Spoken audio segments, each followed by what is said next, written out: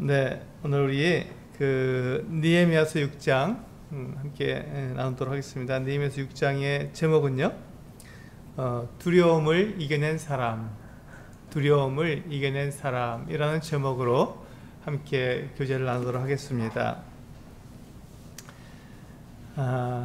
우리가 이 세상을 살아가는 동안에 누구든지 다 두려움이 있습니다. 그 두려움의 그 대상은 조금씩 다르고 두려움의 내용은 조금씩 다르다 할지라도 우리는 사람이기 때문에 누구나 다 두려움이 있고 또 두려워하게 됩니다. 그런데 우리가 이 세상을 이렇게 살아가는 동안에 우리에게 두려움이 찾아오는데 이 두려움을 우리는 어떻게 할 것인가 하는 것이죠. 물론 우리가 이 두려움 가운데 있을 때 두려움에 우리가 빠져서 계속 두려워할 수도 있습니다. 근데 오늘 제목과 같이 두려움을 이겨낸 사람, 특히 이제 느헤미야를 통해서 우리가 두려움을 어떻게 하면 이겨낼 수 있는가 하는 것들을 살펴보도록 하겠습니다. 근데 우리가 이제 먼저 생각할 것은 누구나 다 두려움이 있다는 것입니다.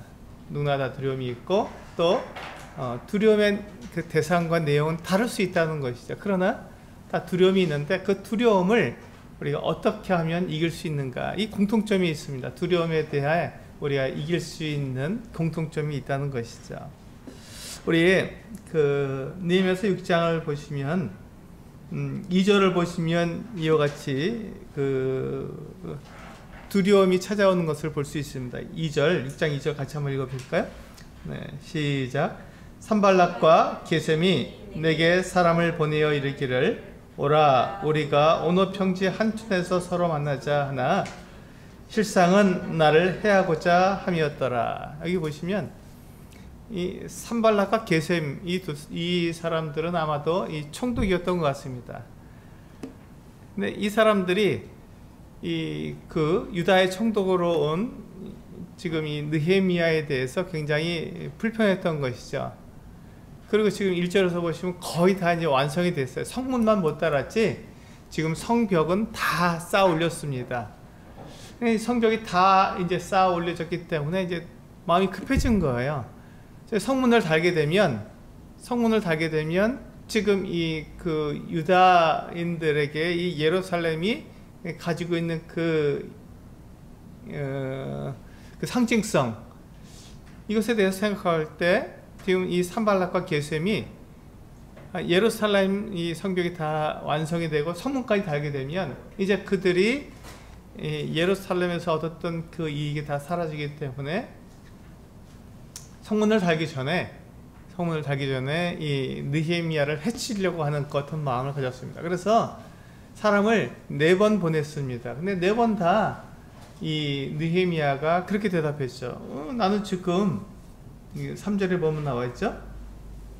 3절에 내가 곧 그들에게 사자들을 보내어 이르기를 내가 이제 큰 역사를 하니 내려가지 못하겠노라. 어찌하여 역사를 중지하게 하고 너희에게로 내려가겠느냐 하며. 근데 이 대답을 4번이나 반복해서 했습니다. 지금 산발락과 게셈이 얼마나 그들이 이 느헤미야를 해치려고 하는 마음이 컸는가, 지금 마음이 급했던 것이죠. 그래서 계속해서 그렇게 느헤미야에 대해서 이렇게 여러 번 얘기하니까 느헤미야의 마음도 우리 보통 보면 그렇잖아요. 한 2-3번 얘기하게 되면 내려갈까, 한번 만날까 이런 생각이 드는데 이 느헤미야는 분명히 알았던 것이죠. 네, 2장 마지막에 보면 실상은 나를 해하고자 함이었더라. 지금 이 느헤미야를 해치려고 하는 이 산발락과 게셈의 이 꾀를 알았기 때문에, 그 생각을 알았기 때문에 지금 느헤미야는 거기를 내려갈 수가 없었죠. 그들이 잠깐 이 느헤미야를 두렵게 만드는 것이었습니다. 뿐만 아니라 그 다음에 보면 5번째는 어떻게 했냐면, 5절에 보면 나오죠. 산발락이 5번째는 그 종자의 손에 봉하지 않은 편지를 들려서 내게 보냈다. 편지를 보내는데 이번에는 봉하지 않았다고 합니다. 편지가 봉해지지 않았다는 것은 무엇을 뜻하죠? 예, 누구든지 볼 수 있다는 것을 말하고 공공연하게 이것을 알리는 그와 같은 효과가 있습니다. 그러니까 누구든지 다 이렇게 이 지금 종자가 오면서 다 얘기하는 것이죠. 당신이 왜 그 느헤미야에게 가시오? 느헤미야가 이런 사람이기 때문에 갑니다 하고 그냥 계속 떠벌리는 것이죠. 뭐라고 떠벌리냐면 지금 이 느헤미야가 예루살렘의 성벽을 다 짓는 것은 그가 왕을 모반하려 합니다. 그 스스로 왕이 되려고 하는 것이다. 이렇게 막 이 느헤미야에 대해서 모함을 하는 거죠. 없는 일을 갖다가 지어내서 하는 말입니다. 느헤미야는 그런 생각이 조금도 없는데 지금 이 산발락과 게셈이 일부러 이 느헤미야의 그 마음을 갖다가 두렵게 하려고 이런 말을 막 지어내서 공공연하게 이야기하는 거예요. 지금 이 봉하지 않은 편지를 들고 이 종이 이렇게 느헤미야에게 오면서 다 공공연하게 다 알린 것이죠. 사람들이 다 그것을 알게 된 겁니다. 공공연하게 말을 하니까요. 그러니까 이 지금 느헤미야가 하지 않고 의도하지 않은 것 같은 생각을 지금 그렇게 말함으로써 느헤미야를 두렵게 한 거죠. 왕이 이 소식을 알게 되면 왕이 가만히 있지 않을 텐데 페르시아의 왕이 보통 사람이 아니잖아요. 그래서 그냥 말 한마디로 사람을 죽일 수 있는데 이 느헤미야도 그렇게 죽일 수 있기 때문에 느헤미야를 두렵게 만든 거예요. 그러나 느헤미야는 어떤 사람이었습니까? 정직하고 그가 말한 대로 행한 사람이기 때문에 지금 이 느헤미야가 이건 없었던 일이다. 그런 일은 없다. 이거 지어낸 일이다 라고 말하면서 이 느헤미야는 그 산발랏의 계략을 넘어섰습니다. 네, 9절에 보시면 그 이야기, 이 사건에 대해서 분명히 이야기하죠. 다시 한번 읽어볼까요? 9절 시작. 이는 그들이 다 우리를 두렵게 하고자 하여 말하기를 그들의 손이 피곤하여 역사를 중지하고 이루지 못하리라 함이라. 이제 내 손을 힘있게 하옵소서 하였노라. 그렇습니다. 지금 이 산발락과 게셈이 계속해서 느헤미야를 이렇게 이야기하고 오라 그러고 또 다섯 번째는 봉하지 않은 편지를 통해서 느헤미야가 반역을 꾀하고 있다라는 말을 공공연하게 사람들에게 알려서 결국 이 소식이 페르시아 왕에게 들어가게 되면 이 느헤미야가 죽임을 당하게 되는 그 같은 이 두려움에 빠지게 만드는 것이죠. 어떻게 해야 되느냐? 지금 이 소문의 그 진상이 소문의 그 진원지가 지금 이 산발락과 게셈이니까 그들이 총독이었으니까 그들에게 다시 말을 좀 정정해 주시오라고 말할 수밖에 없도록 만든 것이죠. 두렵게 만든 거예요. 그런데 지금 이 느헤미야는 그 일에 대해서 지금 그의 대적들이 그를 두렵게 하는 이와 같은 상황 속에서 느헤미야가 어떻게 했냐는 것입니다. 느헤미야가 어떻게 했냐면 그의 대적이 그를 두렵게 하고 그의 손을 피곤하게 해서 하나님의 일을 그만두게 만들려는 것이다 이렇게 생각을 하고는 이 느헤미야는 자기가 지금 하고 있는 하나님의 일을 결코 멈추지 않았죠. 계속해서 했습니다. 그 일을 멈추지 않았던 거예요. 왜냐하면 지금 그 대적들의 의도를 알았기 때문에 대적들이 왜 이렇게 하는지를 알았기 때문에 멈추면 대적들의 의도대로 되는 거니까 이 느헤미야는 멈추지 않았던 것이죠. 이게 느헤미야의 마음입니다. 느헤미야가 정말 지혜롭게 한 것이죠. 우리 계속해서 한번 보겠습니다. 느헤미야에게 찾아온 이 두려움은 밖에서만 일어난 일이 아니죠. 우리 계속해서 앞에서도 봤지 않습니까? 느헤미야를 방해하는 그 방해 공작은 밖에서만 일어나는 것이 아니라 대적에게서 있는 것이 아니라 그 내부에서도 동일하게 일어난다는 것입니다. 지금 이 느헤미야를 방해하는 일이 지금은 이 산발락과 게셈만 그와 같은 일을 하는 것이 아니라 여기 보시면 10절을 보시면 이제 그 내부에서도 지금 이 느헤미야를 방해하고 두렵게 한다는 것이죠. 한번 읽어볼까요? 10절 시작. 이후에 무헤다벨의 손자 들라의 아들 스마야가 두문불치를 하기로 내가 그 집에 가니 그가 이르기를 그들이 너를 죽이러 올 터이니 우리가 하나님의 전으로 가서 외소 안에 머물고 그 문을 닫자. 저들이 반드시 밤에 와서 너를 죽이리라 하기로. 그렇습니다. 지금 이 스마야가 지금 어떤 일을 하죠? 그들이 반드시 밤에 와서 너를 죽이리라 하고 느헤미야를 어떻게 했다고요? 두렵게 만들었다고요. 이 말을 들은 느헤미야가 얼마나 두렵겠습니까? 밤에 몰래 와서 이 결사대가 와서 너를 죽일 것이다 이렇게 말을 했으니 그 느헤미야가 얼마나 두렵겠어요. 지금 성벽은 다 올렸지만 성문은 달지 못한 상태니까 그 대적들이 얼마든지 들어올 수 있는 상황이잖아요. 그런데 그와 같은 때에 지금 그 대적들의 이 비밀 결사대가 몰래 밤중에 와서 너를 죽이리라 했으니 느헤미야의 마음은 두려울 수밖에 없죠. 정말 두려운 거예요. 이 세상도 우리들에게 두렵게 만듭니다. 우리가 경제적으로 손해를 입게 한다든지 또 우리가 하고 있는 일들이 잘 되지 않는다든지 이 세상에서 우리가 많은 어려움을 겪게 함으로써 우리를 두렵게 만드는 거죠. 이 세상이 우리들에게 뭐라고 말합니까? 너 하나님 믿는 게 무슨 소용이 있어? 라고 말을 하는 거 똑같습니다. 지금 여기서 보면 느헤미야 너 하나님을 믿고 네가 하나님의 일을 한다는데 그게 무슨 소용이 있냐? 너 죽으면 끝이지. 이렇게 말을 하는 거 똑같은 거예요. 근데 그 말을 지금 누가 했다고요? 바깥에서 대적들이 한 것이 아니라 안에서 이 스마야라고 하는 아마도 이 사람이 성전에 들어갈 수 있는 사람인 거니까 이 사람 아마도 제사장인 것 같습니다.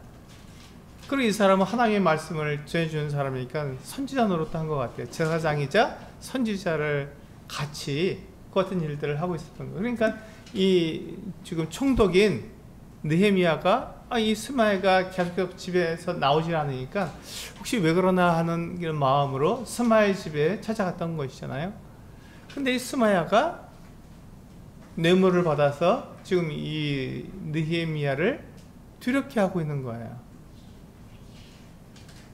얼마나 끔찍하고 얼마나 무섭겠습니까? 이 느헤미야의 마음이 굉장히 힘들겠죠. 이 같은 말을 들었을 때 얼마나 힘들겠습니까? 우리들도 세상에서 이와 같은 이야기를 듣거나 또 이 같은 공격을 당할 때 우리도 매우 힘듭니다. 이 두려움 때문에 우리가 어떤 일을 하기가 참 어려운 그 같은 상황에 우리가 놓일 수도 있다는 거예요. 두려우니까. 그런데 이 느헤미야가 11절에 이와 같이 대답합니다. 우리 앞에서 지금 느헤미야가 산발락과 게셈에게 대답한 것을 잘 기억하셔야 돼요. 그가 어떻게 이 두려움을 이겼는지가 나오기 때문에 그렇습니다. 앞에서 지금 이 느헤미야가 뭐라고 대답했는지 우리 3절에 나오고 있잖아요. 그 내용과 함께 11절의 내용, 대답한 내용을 잘 보시기 바랍니다. 11절 같이 읽어보실까요? 시작. 내가 이르기를 나 같은 자가 어찌 도망하며 나 같은 몸이면 누가 외소에 들어가서 생명을 보존하겠느냐? 나는 들어가지 않겠노라 하고. 느헤미야가 이 스마야에게 대답한 것은 내가 지금 어떻게 그 외소에 들어가서 숨겠느냐? 나를 죽이러 밤에 나를 죽이러 온다고 하더라도 나는 외소에 들어갈 수 없다 하고 말한 것입니다. 왜 그렇죠? 지금 이 느헤미야는 총독이지 그는 제사장이 아니었기 때문에 성전에 들어갈 수가 없습니다. 성전은 제사장만 들어갈 수 있잖아요. 성전 안에는 제사장만 들어갈 수 있었고 특히 여긴 지금 외소가 나오는데 내소인 지성소에는 1년에 딱 한 번 대제사장만 들어갈 수 있습니다. 이 성전 외소는 성소를 가리키는 건데 이 성소는 제사장만 들어갈 수 있습니다. 그 외에 다른 사람도 들어갈 수가 없는 거예요. 그런데 지금 이 느헤미야가 그 죽음의 위협을 당하고 있고 그 두려우니까 외소에 들어가서 문을 닫고 거기서 숨어 있자 이렇게 말을 한 겁니다. 그러면 이걸 들었을 때 느헤미야의 마음이 어땠을까요? 정말 좋은 생각이잖아요. 밤에 이 느헤미야를 죽이려고 오는데 그 성전 외소에서 숨어 있으면 어떻게 그 성전 외소에 숨어 있다는 것을 사람들이 어떻게 알며 이 느헤미야를 정말 죽일 수가 없죠. 성전은 제사장들이 늘 지키고 있으니까요. 이 좋은 생각일 수 있습니다. 그런데 느헤미야가 이 스마야의 말을 들었을 때 한 번 더 생각한 거죠. 자기를 두렵게 하고 자기를 지금 두렵게 하는 이 일이 어디서 왔나 하고 생각해 본 겁니다. 그때 12절에서 이와 같이 대답하죠. 같이 한번 읽어볼까요? 시작. 깨달은즉 그는 하나님께서 보내신 바가 아니라 도비야와 산발랏에게 뇌물을 받고 내게 이런 예언을 함이라. 13절에 이와 같이 됐죠. 제가 읽겠습니다. 13절. 그들이 뇌물을 준 까닭은 나를 두렵게 하고 이렇게 함으로 범죄하게 하고 악한 말을 지어 나를 비방하려 함이었느니라. 그렇습니다. 이 좀 똑같은 일이잖아요. 지금 이 느헤미야를 두렵게 만들어서 그러하금 범죄하게 만드는 것이죠. 죄를 범하게 하는 거예요. 그가 어떻게 범죄하죠? 그가 제사장만 들어갈 수 있는 성전, 그 성소에 들어가서 거기에 머물게 된다면 그는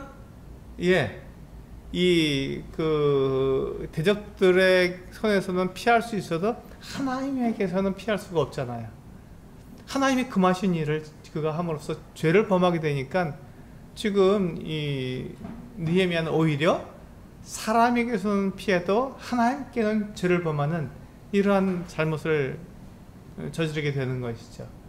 그래서 이 느헤미야가 생각해 보니까 내가 누구 간데 성소에 들어가겠느냐, 성전 외소에 들어가겠느냐, 나는 못 들어간다 하고 거절을 한 것입니다. 이게 느헤미야의 착한 마음이고 그 하나님 앞에서 그가 가진 마음이잖아요. 이게 굉장히 중요합니다. 그래서 지금 우리가 이 느헤미야를 두렵게 하고 느헤미야를 방해하고 그와 같은 방해가 두려움이 밖에서도 오고 안에서도 올 때 느헤미야는 어떻게 그것을 대했느냐 하는 것입니다. 두려움을 그는 어떻게 대했느냐, 이 느헤미야의 이 대답 3절과 11절에 있는 대답을 갖다가 우리가 생각해 볼 때 그는 아마 두 가지로 대답한 것 같습니다. 느헤미야는 그에게 두려움이 왔을 때 그 두려움을 이겨내기 위해서 그는 두 가지로 대답한 것으로 보입니다. 첫 번째는 그의 사명의식입니다. 그에게 주어진 사명이 얼마나 큰가 하는 것을 그는 알았던 것이죠. 그래서 3절에 보시면 내가 지금 이 큰 일을 하고 있는데 하나님께서 맡기신 이 그 성벽을 완전히 다 짓고 거기 성문을 달아야 하는 이 큰 일을 하고 있는데 지금 내가 이 일을 갖다가 그만두고 내려간다는 것은 어리석은 일 아니냐 이렇게 지금 얘기하고 있는 것이죠. 그건 어리석은 일이다. 지금 그에게 주어진 사명은 자기의 목숨, 자기의 어떤 일신상의 그 안위를 위해서 그가 어떤 행동을 하는 것이 아니라 하나님께서 그에게 맡겨주신 그 일을 위해서 그는 행해야 하는 것이죠. 그래서 느헤미야가 봤을 때 자기에게 맡겨진 그 일, 그게 그의 이 그 사명의식, 이 사명의식을 다른 말로 하면 우선순위와도 같습니다. 사명의식, 즉 우선순위를 그가 바르게 가졌다는 것이죠. 그래서 그가 해야 될 일이 과연 무엇인가, 그가 우선적으로 해야 될 일이 무엇인가를 생각했을 때 나는 지금 하나님께서 나에게 주신 사명, 이 성벽을 세우고 거기 성문을 다는 것이 나에게 하나님께 주신 사명이기 때문에 그것을 해야 된다. 그게 우선이고 지금 나를 갖다 두렵게 하는 그 일에 대해서는 나는 더 이상 내가 그것에 대해서 생각하지 않고 그것이 더 중요한 것이 아니다 하고 이야기한 것입니다. 우리 마태복음 6장에서도 보면은 예수님께서 똑같은 말씀을 하셨습니다.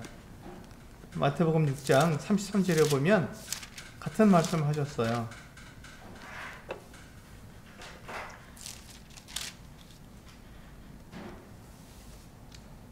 우리 신약성경 마태복음 6장 33절을 보시면 같은 말씀을 우리 주 예수 그리스도께서 우리들에게 하셨는데요. 같이 한번 읽어보겠습니다. 네, 시작. 그런즉 너희는 먼저 그의 나라와 그의 의를 구하라. 그리하면 이 모든 것을 너희에게 더하시리라. 여기 보시면 주님께서 그 앞에 지금 계속 무슨 말씀하셨냐면 먹고 마시고 입는 얘기를 하셨어요. 먹고 마시고 입는 이야기. 우리가 이 세상에서 먹고 마시고 입는 것은 대단히 중요합니다. 우리가 이것을 얕봐서는 안 되는 거죠. 왜냐하면 이것이 바로 우리 생명과 관련되어 있기 때문에 먹고 마시고 입는 것은 굉장히 중요한 일이에요. 만약 그것으로 우리를 두렵게 하면 우리는 두려울 수밖에 없는 거예요. 우리가 두려울 수밖에 없죠. 이것을 두렵지 않다고 말하면, 네, 그것은 잘못된 생각이죠. 이건 두려운 일입니다. 우리에게 먹는 것, 마시는 것, 입는 것을 뺏어가면 우리는 두려울 수밖에 없어요. 지금 러시아하고 우크라이나하고 지금 이렇게 전쟁하고 있잖아요. 전쟁에 딱 들어가니까 우크라이나 사람들이 어떻게 합니까? 예, 싸워서 이겨야 되는 거예요. 안 그러면은 자기들의 먹고 마시고 입는 것이 문제가 되니까 지금 자기들의 먹고 마시고 입는 것을 지키기 위해서 지금 전쟁을 하는 거잖아요. 러시아하고 싸우잖아요. 근데 군인들만 싸우는 게 아니라 우크라이나 사람들의 백성들까지 다 나섭니다. 노인부터 어린아이까지 남자로부터 여자까지 다 나섭니다. 그러니까 이 러시아가 굉장히 막강한 군대를 가지고 있지만 이 우크라이나에 마음껏 진입하지 못하는 것이죠. 지금 그 전쟁은 우리가 먹고 마시고 입는 것 때문에 싸우는 거잖아요. 내 영토를 지키기 위한 것이고 내 자유를 지키는 것이니까. 지금 우리가 전쟁을 생각할 때 얼마나 그것이 두렵습니까? 그런데 바로 그와 같은 것으로 우리를 두렵게 하면 우리는 두려운 거예요. 굉장히 두려운 일이죠. 그런데 주님께서 뭐라고 말씀하시냐면 6장 33절에 그런즉 너희는 먼저 그것이 우리를 두렵게 하고 우리가 그것을 먼저 생각하고 그것을 정말 우리가 지키기 위해서 우리가 많은 것들을 해야 되는 것처럼 생각이 되지만 주님께서 뭐라고 말씀하셨냐면 그러나 너희는 먼저 그의 나라와 그의 의를 구하라. 하나님의 일을 먼저 생각하라는 것이죠. 그리하면 우리가 우선순위, 사명의식을 우리가 먼저 가지고 하나님께서 나에게 맡기신 그 일, 내가 먹고 마시고 입는 것보다 그 일이 더 우선하게 될 때 그때 하나님께서 우리에게 그 모든 것들을 우리에게 더하시겠다고 약속하신 거예요. 먹고 마시고 입는 것들을 더해 주시겠다고 약속하신 것이죠. 이게 바로 사명의식이고 이게 바로 우선순위입니다. 내가 무엇을 먼저 해야 하는가 하는 이 우선순위가 내게 딱 잡히지 않을 때 우리는 두려워할 수밖에 없는 거예요. 세상에서 우리를 두렵게 하는 것들, 세상에서 우리를 붙잡고 우리에게 공격하는 것들에 대해서 우리는 두려울 수밖에 없는 것입니다. 그런데 그 우선순위를 하나님께서 우리들에게 말씀하신 대로 그 우선순위를 정하게 되면 세상이 우리를 두렵게 할 수가 없는 것이죠. 지금 이런 우선순위를 갖고 있는 사람에게 세상이 어떻게 두렵게 하겠습니까? 먹는 것으로, 입는 것으로, 마시는 것으로 세상이 우리를 두렵게 하게 될 때, 그거 별거야. 나는 그것보다 더 중요한 게 있어. 나는 하나님의 일, 하나님께 나에게 맡기신 사명, 하나님께 나에게 하라 하신 그것이 더 중요하기 때문에 그것부터 시작할 거야 라고 말할 때 세상이 우리를 감당하지 못하는 것이죠. 저들은 먹는 것, 마시는 것, 입는 것으로 두렵게 할 수가 없구나. 그럼 세상이 우리를 뭘 갖고 두렵게 할 수 있을까요? 그게 할 수가 없는 거예요. 근데 이때 우리가 주님께서 우리에게 뭐라고 말씀하시냐면 그리하면 내가 그렇게 우선순위를 먼저 올바르게 세우고 내가 사명의식을 올바르게 가지게 된다면 그리하면 이 모든 것을 우리에게 더해 주시겠다고 약속하신 거예요. 우리 지키시고 보호하시고 인도하신다고 약속하신 것이죠. 우리 한 군데 더 보겠습니다. 우리 디모데후서 2장 말씀 한번 더 볼까요? 네, 우리 뒤로 쭉 넘기시면 네, 디모데 후서가 나오죠. 네, 디모데 후서 2장 3절과 4절입니다. 디모데 후서 2장 3절과 4절. 우리는 이 세상에서 우리를 두렵게 하는 것들 때문에 우리 두려워할 수 있어요. 근데 그 두려움을 우리는 어떻게 이겨낼 수 있는가 하는 것을 말씀을 드리는 겁니다. 우리 디모데후서 2장 3절과 4절 같이 한번 읽어보겠습니다. 네, 시작. 너는 그리스도 예수의 좋은 병사로 나와 함께 고난을 받으라. 병사로 복무하는 자는 자기 생활에 얽매이는 자가 하나도 없나니 이는 병사로 모집한 자를 기쁘게 하려 함이라. 그렇습니다. 여기서 보면 우선순위가 나오죠. 그리고 그의 사명의식이 나옵니다. 우선순위가 뭡니까? 병사로, 네, 4절에 보면 그렇죠. 병사로 복무하는 자는 자기 생활에 얽매이지 않는다는 거예요. 자기 생활을 염려하고 내가 뭐 먹고 사나, 뭐 입고 사나, 나는 어디서 사나, 이런 것에 병사들은 그것에 얽매이지 않는다는 것입니다. 왜냐하면 자기를 불러서 병사로 모집한 자를 기쁘게 하라는 것이죠. 그렇게 하면 어떻게 한다고요? 병사로 모집한 그분이 그 병사에게 합당하게 준다는 것입니다. 먹을 것을 주고, 마실 것을 주고, 입을 것을 준다는 거예요. 지금 우리나라는 징병제지만 외국은 대부분 다 모병제입니다. 그래서 그가 그 군사로서 이제 병사가 되면 그에게 충분한 월급을 주는 거예요. 그래서 생활비를 주고 뿐만 아니라 그가 어떤 전쟁에 나가거나 그러면 생명수당을 줍니다. 그러니까 그가 먹고 살기에 충분한 그 같은 돈을 주는 거예요. 그것으로 가족들이 먹고 살 수 있도록 보내주고 또 자기가 그 훈련 받는데 당연히 먹을 것과 또 군복도 나오고 다 나옵니다. 잠잘 수 있는 것도 제공되고요. 그러니까 이 병사로 모집한 사람은 자기 생활에 얽매이지 않는다는 것입니다. 왜냐하면 그를 불러서 병사로 모집한 자가 그에게 다 제공하니까요. 그래서 그는 병사로 모집한 그 분을 위해 기쁘시게 하기 위해서 최선을 다하는 것 뿐이죠. 무엇을 두려워한다고요? 네, 생활을 두려워하지 않는다는 것이죠. 그리고 그는 그가 그 관심을 가지고 그가 우선순위로 놓아야 할 것은 그가 병사로 모집한 사람을 위해서 그가 살아가는 것입니다. 이게 똑같은 말입니다. 마태복음 6장 33절에 먼저 그의 나라와 그의 일을 구하라는 말씀과 지금 여기서 이 병사의 이해를 든 것이 같은 이야기죠. 같은 이야기입니다. 그래서 우리는 두려움이 찾아옵니다. 우리의 생활에 대해서 두려움이 오고, 그래서 그 두려움이 우리에게 올 때 우리는 두렵습니다. 지금 이 느헤미야도 두려웠을 거예요. 그렇게 두려움이 찾아왔을 때.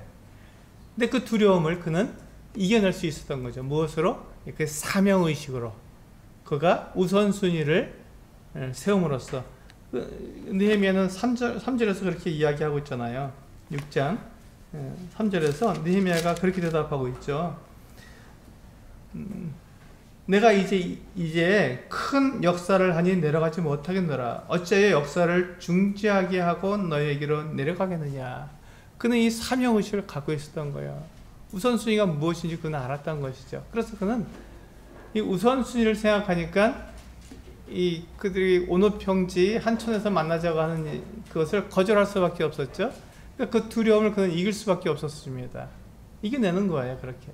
두 번째, 우리가 이 두려움을 이겨낸 느헤미야의 그 같은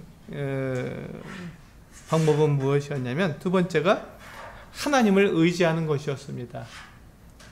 그는 하나님을 의지했어요. 우리 11절에서 그게 나오죠. 한번 볼까요?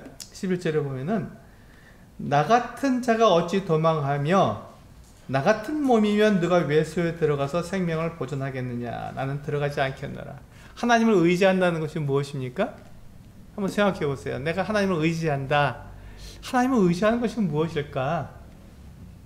하나님을 믿죠. 하나님을 의지한다고 우리 얘기합니다. 근데 하나님을 의지한다는 것을 우리가 알기 쉽게 말을 한다면 그것은 하나님의 말씀을 그냥 그대로 순종하는 것을 우리는 하나님을 의지한다라고 말을 합니다.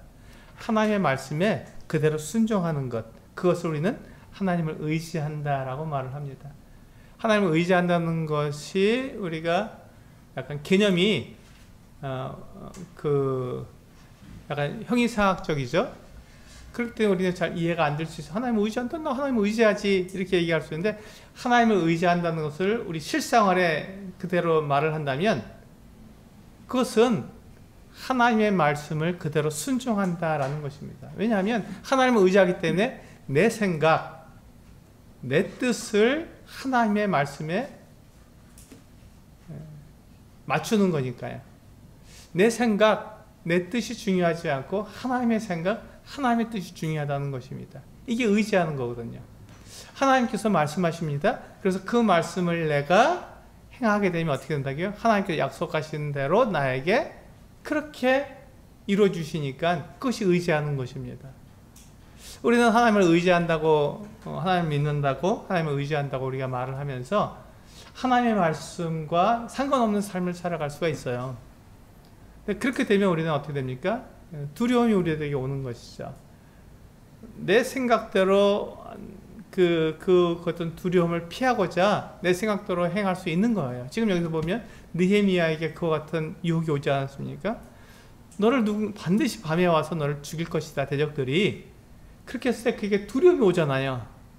그 두려움을 피하고자 자기의 생각대로 만약에 성전에 들어가서 외소에서 그가 머물게 되면 그가 하나님의 말씀을 어기게 되는 것이죠. 하나님의 말씀에 순종하지 못하는 거예요. 그런데 이 느헤미야가 어떻게 했습니까? 나 같은 사람이 어떻게 그 성전 외소에 들어가겠느냐.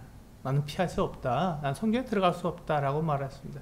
자, 그렇게 그가 하나님의 말씀을 지켰을 때 그에게 주어진 약속은 무엇이죠? 하나님께서 그를 보호하시고 지키시고 그를 인도하신다는 것입니다. 하나님께서 이 느헤미야가 하나님의 말씀을 순종했을 때 두렵잖아요. 그러니까 그것을 피하고 싶잖아요. 내 생각대로 내 꾀대로 바꾸고 싶잖아요.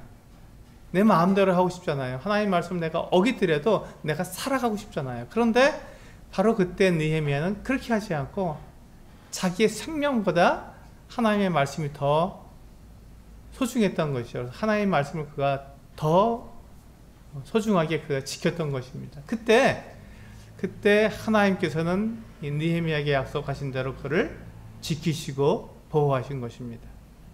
그가 외소에 들어가지 않았을 때, 성전 외소에 들어가지 않았을 때 느헤미야는 안전했습니다. 누가 지키시기 때문에? 하나님께서 지키시기 때문에. 대적들은 느헤미야를 해치려고 하고 느헤미야를 죽이려고 했을지 모르겠습니다. 그러나 느헤미야는 안전했던 거예요. 그가 하나님의 말씀을 지켰을 때 하나님께서 느헤미야를 지키시기 때문에 안전했던 것이죠. 이게 바로 하나님의 약속입니다. 하나님의 약속이에요. 우리 다니엘서 3장에 보시면 같은 내용이 나오고 있잖아요. 좀 길지만 우리 다니엘서 한번 열어서 보겠습니다. 네, 다니엘서 3장을 보시면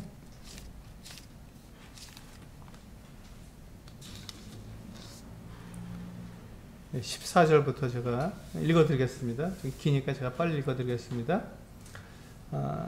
다니엘 3장 14절부터 29절까지인데요. 제가 빨리 읽어드리겠습니다. 한번 이 내용을 여러분 들으시면서 생각해 보세요. 다니엘의 그 친구들이 어떻게 했는지를 잘 생각해 보시기 바랍니다. 잘 아시는 내용이니까요. 제가 읽겠습니다. 14절 느부갓네살이 그들에게 물어 이르되 사드락 메삭 아벳느고야 너희가 내 신을 섬기지 아니하며 내가 세운 금신상에게 절하지 아니한다 하니 사실이냐? 이제라도 너희가 준비하였다가 나팔과 피리와 수금과 사면금과 양금과 상황과 및 모든 악기 소리를 들을 때 내가 만든 신상 앞에 엎드려 절하면 좋거니와 너희가 만일 절하지 아니하면 즉시 너희를 맹렬히 타는 풀무불 가운데에 던져 넣을 것이니 능히 너희를 내 손에서 건져낼 신이 누구이겠느냐 하니 사드락과 메삭과 아벳느고가 왕에게 대답하여 이르되 느부갓네살이여 우리가 이 일에 대하여 왕에게 대답할 필요가 없나이다. 왕이여, 우리가 섬기는 하나님이 계시다면 우리를 맹렬히 타는 풀무불 가운데서 능히 건져내시겠고 왕의 손에서도 건져내시리라. 이게 지금 믿음에 따라갔을 때 그가 하나님께서 그를 보호하신다고 하는 분명 약속이죠. 18절, 그렇게 하지 아니하실지라도, 이게 중요하죠. 하나님께서 그렇게 우리들에게 말씀하시지 않고 우리를 갖다가 그냥 풀무불에서 죽게 하신다 할지라도, 그러나 왕이여, 우리가 왕의 신들을 섬기지도 아니하고 왕이 세우신 금신상에게 절하지도 아니할 줄을 아옵소서. 이게 바로 이 세 친구의, 다니엘의 친구들의 하나님의 말씀을 더 우선한, 하나님의 말씀을 더 소중하게 여긴, 하나님을 의지하는 그 같은 그들의 믿음이었습니다. 그들이 하나님을 의지한 모습이죠. 그렇게 했을 때 19절에 느부갓네살이 분이 가득하여 사드락과 메삭과 아벳느고를 향하여 얼굴빛을 바꾸고 명령하여 이르되 그 풀무불을 뜨겁게 하기를 평소보다 7배나 뜨겁게 하라 하고 군대 중 용사 몇 사람에게 명령하여 사드락과 메삭과 아벳느고를 결박하여 극렬히 타는 풀무불 가운데 던지라 합니다. 그러자 그 사람들을 겉옷과 속옷과 모자와 다른 옷을 입은 채 결박하여 맹렬히 타는 풀무불 가운데 던졌더라. 왕의 명령이 엄하고 풀무불이 심히 뜨거움으로 불꽃이 사드락과 메삭과 아벳느고를 붙든 사람을 태워 죽였고, 이 세 사람 사드락과 메삭과 아벳느고는 결박된 채 맹렬히 타는 풀무불 가운데 떨어졌더라. 그때 느부갓네살 왕이 놀라 급히 일어나서 모사들에게 물어 이르되 우리가 결박하여 불 가운데 던진 자는 세 사람이 아니었느냐 하니 그들이 왕에게 대답하여 이르되 왕이여 올소이다 하더라. 왕이 또 말하여 이르되 내가 보니 결박되지 아니한 네 사람이 불 가운데로 다니는데 상하지도 아니하였고 그 넷째의 모양은 신들의 아들과 같도다 하고, 느부갓네살이 맹렬히 타는 풀무불 악이 가까이 가서 불러 이르되 지극히 높으신 하나님의 종 사드락 메삭 아벳느고야 나와서 이리로 오라 하며 사드락과 메삭과 아벳느고가 불 가운데에서 나온지라 총독과 지사와 행정관과 왕의 모사들이 모여 이 사람들을 본즉 불이 능히 그들의 몸을 해하지 못하였고 머리털도 그을리지 아니하였고 겉옷빛도 변하지 아니하였고 불탄 냄새도 없었더라. 느부갓네살이 말하여 이르되 사드락과 메삭과 아벳느고의 하나님을 찬송할지로다. 그가 그의 천사를 보내사 자기를 의뢰하고, 하나님을 의지하는 사람들이죠. 그들의 몸을 바쳐 왕의 명령을 거역하고 그 하나님 밖에는 다른 신을 섬기지 아니하며, 이 의지하는 것이고 하나님의 말씀을 순종하는 것입니다. 그에게 절하지 아니한 정도를 구원하셨다. 하나님의 약속이 있죠. 이렇게 지키시겠다. 그들의 생명을 지키시겠다 약속하신 것을 그대로 이루시는 거잖아요. 29절 마지막 절입니다. 그러므로 내가 이제 조서를 내려니 각 백성과 나라와 각 언어를 말하는 모든 자가 모두 사드락과 메삭과 아벳느고의 하나님을 경솔히 말하거든 그 몸을 쪼개고 그 집을 거름터로 삼을지니 이는 이같이 사람을 구원할 다른 신이 없음이라 하더라. 그렇습니다. 이게 하나님, 이게 믿음이고 이게 하나님을 의지하는 것이고 의지하는 사람들에게 하나님께서 나타내 보이신 하나님의 능력입니다. 우리는 이렇기 때문에 하나님을 의지하는 거예요. 우리가 하나님을 의지한다, 하나님을 믿는다 하는 말은 하나님의 말씀에 그대로 우리가 순종한다 하는 말과 같은 말입니다. 그래서 이 느헤미야가 그에게 왔던 유혹들, 그를 두렵게 했던 것들, 느헤미야가 그 말을 들었을 때 안 두렵겠습니까? 당연히 두렵죠. 두렵지만 그건 첫 번째 그의 사명을 생각해서, 사명의식을 그는 생각했던 거죠. 무엇이 먼저냐, 무엇이 우선이냐 생각했을 때 그가 그에게 맡겨진, 하나님께서 그에게 맡기신 그 일을 먼저 해야 된다 하고 그는 당당하게 나는 이 일을 해야 된다 하고 이야기했죠. 두 번째, 그가 하나님 앞에 섰을 때 그는 아무것도 아니라는 것을 알았던 거예요. 하나님의 말씀을 그가 지키지 않으면 그는 아무것도 아니라는 것을 안 거예요. 그의 사명에 대해서는 그는 결심을 하고 결단을 하고 그가 최선을 다해서 그 사명을 이루어야 되는 그 같은 사람이었지만, 그가 하나님 앞에 섰을 때는, 그렇죠, 하나님 말씀 앞에서는 그는 아무것도 내세울 것이 없는 사람이었던 것입니다. 그래서 하나님, 제가 하나님 말씀에 순종하고 따르겠습니다. 제 생각도 있고 제 뜻도 있고 제 고집도 있고 하지만 그 모든 것들을 하나님 말씀 앞에 다 내려놓겠습니다. 하나님 말씀이 더 크고 더 중요합니다. 제가 하나님 말씀에 따르겠습니다. 이렇게 이야기한 것입니다. 지금 그렇게 해서 이 느헤미야가 그가 성전 외소에 들어가지 않았을 때 그는 하나님께서 그를 지키신 거죠. 이 사드락과 메삭과 아벳느고를 하나님께서 그들을 지키신 거잖아요. 약속대로 하신 것이죠. 하나님의 말씀에 순종했을 때 하나님께서는 그 약속을 지키시는 거예요. 이 사드락과 메삭과 아벳느고가 이 느부갓네살 왕에게 고백한 것처럼 그렇게 하지 않으실지라도 그래도 하나님의 그 말씀이 더 우선이라는 것이죠. 하나님 말씀이 더 중요하기 때문에 그것을 순종하겠다는 것입니다. 이 세상에서 우리의 몸이 쪼개지고 우리의 몸이 상하고 우리의 몸이 불탄다 할지라도 하나님의 말씀에 순종하는 것이 더 중요하다고 이 사드락과 메삭과 아벳느고가 고백했습니다. 그렇게 했을 때 하나님께서는 그들의 생명을 지키시는 것이죠. 비록 우리가 많은 우리의 믿음 선진들이 순교를 당했습니다. 그들은 그 불에 태워졌고 십자가에 매달려서 그대로 산채로 화형을 당했습니다. 그러나 그들은 그것을 두려워하지 않았어요. 왜 그렇죠? 하나님의 말씀에 순종하는 것이 더 컸기 때문에 그렇습니다. 내 목숨을 지키는 것보다 하나님의 말씀을 지키는 것이 더 소중했기 때문에 그렇습니다. 그렇게 했을 때 하나님께서 그들을 어떻게 했습니까? 그들을 받아서 영원한 생명을 그들에게 주셨죠. 그들에게 영원한 생명을 주셨다는 것입니다. 이것이 중요합니다. 우리에게는 이 세상에서 우리의 육체의 생명을 보존하는 것보다 더 중요한 게 있습니다. 그것은 영원한 나라에서 영원한 생명으로 사는 것, 하나님과 함께 사는 것, 그것이 더 중요한 것이죠. 그래서 우리는 세상이 우리를 두렵게 할 때 우리는 두렵습니다. 우리 각자가 두려워하는 것은 다 다를 거예요. 그러나 세상이 우리를 두렵게 할 때 우리는 두렵습니다. 그것이 사실입니다. 근데 그 두려움을 우리는 이겨내야 하는 것이죠. 느헤미야가 이겨낸 것처럼 우리도 동일하게 그 두려움을 우리는 이겨내야 합니다. 어떻게 해요? 우리가 사명의식을 우리가 생각할 때 하나님께서 나에게 무엇을 맡겼느냐, 내가 무엇을 해야 되는가 하는 것을 생각했을 때, 두 번째, 하나님 앞에서 하나님의 말씀에 내가 순종할 때, 내가 아무것도 아니니까 하나님의 말씀에 제가 순종하겠습니다 라고 말할 때 우리는 두려움을 이길 수 있습니다. 세상이 우리를 어떻게 이기겠어요? 두려움으로 어떻게 우리를 유혹하겠습니까? 그렇게 하는데 우선순위를 가지고 또 나는 하나님의 말씀을 반드시 지킨다고 할 때 내가 타협하지 않고 편법과 불법을 쓰지 않고 하나님의 말씀에 그대로 순종할 때 하나님께서 나를 지키신다면 그 세상 그 무엇도 나를 해할 수 없는 것이죠. 여기서 우리는 두려움을 이길 수 있는 것입니다. 제가 느헤미야가 이와 같이 두려움을 이긴 것은 그가 특별한 사람이기 때문에 이긴 것이 아니죠. 우리가 어떤 특별한 사람이기 때문에 두려움을 이기는 것이 아닙니다. 우리는 똑같은 성정을 가진 사람들입니다. 우리 두려워요. 느헤미야도 두려웠을 것입니다. 우리도 똑같이 세상이 우리를 두렵게 할 때 우리는 그 두려움을